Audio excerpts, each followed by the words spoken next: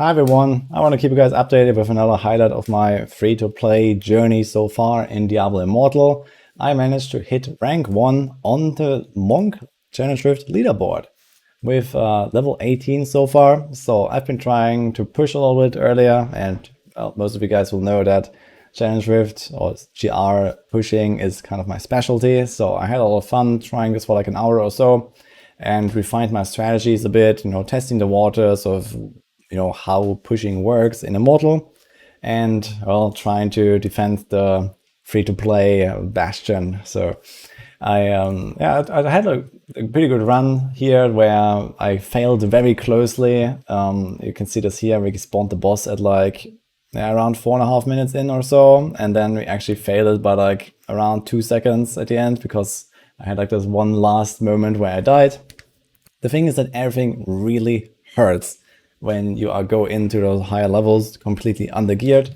So if we open this here right now, we can see this that because of the combat rating, you have like a very massive disadvantage compared to the monsters. And this keeps scaling up the higher you go. So every challenge should adds like, I don't know, 50 or so to the combat rating. But you can see this here. So the monsters are at 820. And I'm at 653 right now, and it says, take 143% more damage, deal 58% less damage. And I think, for example, on level 17, it was only 100% more damage taken and 50% less damage done. So it scales up very rapidly. So the combat rating is the limiting factor mainly in what you can do. And so this is also the reason why you have to upgrade your gear as much as possible, so you can advance to those higher challenge rift levels, to advance to the higher LaSalle raid difficulty, to the higher like Hell 1, Hell 2 difficulties, and so on. They all have this combat rating requirement.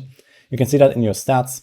And for example, here, the level 19 is another 50 combat rating higher, so the difference is 220, and I take 186% more damage, deal 65% less.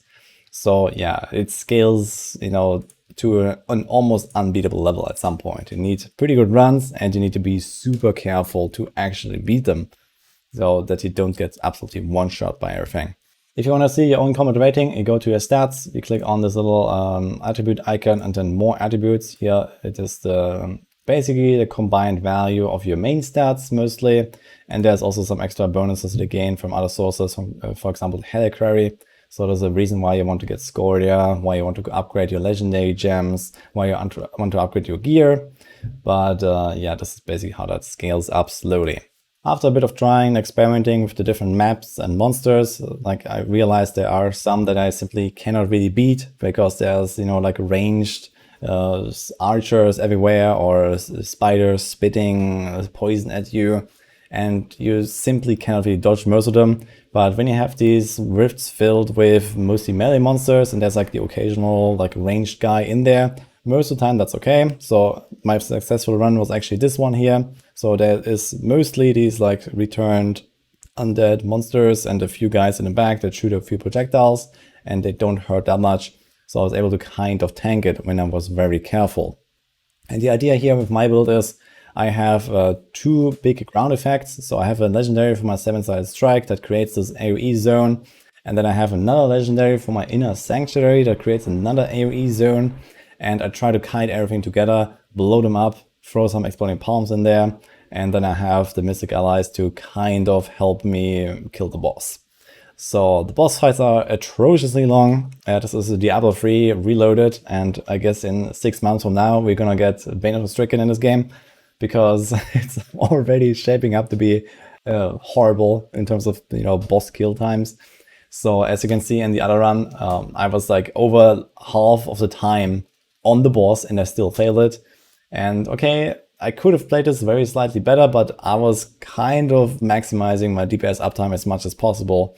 And well, you simply can't really dish out much damage when you have to be super careful to dodge abilities and these kind of things. So yeah, it's kind of rough, and it kind of sucks to fail a rift like 5 minutes or 6 minutes later when the boss is like 1%. But that happens, and we just go again, and then we did this run here. And yeah, it turned out pretty well. And as you can see, in some cases you get a better boss, and even with less time, This was maybe only 4.5 minutes for the boss. I actually managed to beat it with maybe half a minute left or so, for 40 seconds left. So it kind of comes down to the boss. Some of them are a bit easier, some of them allow you more DPS uptime as a melee. So it's kind of, yeah, the woes of a melee class, I guess. In any case, personally, I've been having a blast so far in Immortal. So I played on a PC client here, in case you're wondering. This is the PC interface. And yeah, it was pretty cool. So far, so good.